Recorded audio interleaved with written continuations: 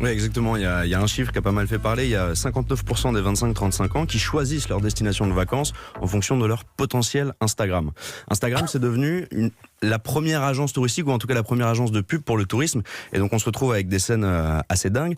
Tout le monde veut la même photo, et surtout ce qui est assez drôle, c'est que tout le monde veut une photo où on a l'impression qu'ils sont seuls, alors que c'est pas du tout le cas. On est par exemple à Angkor Wat au lever du matin, donc le temple absolument magnifique au Cambodge. On peut avoir l'impression qu'on est seul.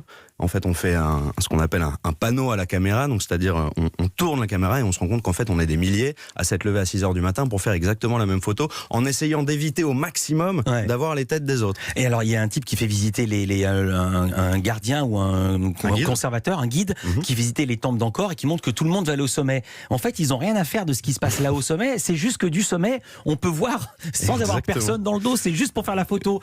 Donc ils montent comme des imbéciles, ils font la queue, ils font la photo 30 secondes et ils redescendent. Mais ça donne lieu à des situations horribles. À Paris 12e, pas très loin de chez moi, il y a une rue absolument magnifique, la rue Crémieux, qui est une toute petite ruelle, et maintenant c'est un enfer parce qu'il y a des gens qui viennent faire des photos du matin au soir et les gens n'ont plus de tranquillité. La bonne solution, c'est des quotas. Comme à Dubrovnik par exemple, qu'est-ce que vous en pensez vous? Où il y a seulement 4000 arrivées par jour, ou sur le Mont Blanc 214 gravissements, non je sais pas comment on dit, escalades par jour.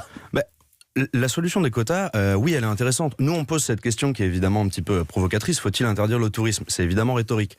En revanche, nous, dans notre enquête, on s'est rendu compte qu'il y avait d'autres solutions et qu'il y avait des moyens de réguler en fait le tourisme et qui peuvent permettre d'avoir un tourisme plus durable. En Thaïlande, par exemple, il y a une plage qui a été fermée, très connue, Maya Bay, la plage du film La Plage, justement, avec DiCaprio, victime de son succès.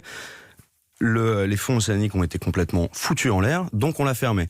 Ailleurs, on est allé dans des îles qui s'appellent les îles Similan, et où là, pour éviter de reproduire un Maya Bay, ils ont instauré des quotas. Mais même là, les spécialistes, il y a énormément de monde. Même déjà là, c'est la baston. On s'en amuse parce qu'un quota où il y a plus de 3000 personnes, effectivement, sur la plage, ça fait quand même pas mal de monde. Mais on fait confiance aux experts et au gouvernement qui expliquent que ça permet en fait de ne pas détruire les fonds marins. Donc des solutions existent, et de toutes les manières, on va aller vers ça. On va aller vers plus de régulation, et c'est aussi à nous, touristes, de peut-être mieux s'informer, de se dire qu'on n'est pas obligé d'aller exactement à telle plage parce qu'elle est connue pour faire la même photo que tout le monde, parce que peut-être qu'à côté, il y en a d'autres qui sont tout aussi belles et où on fera un peu moins de mal.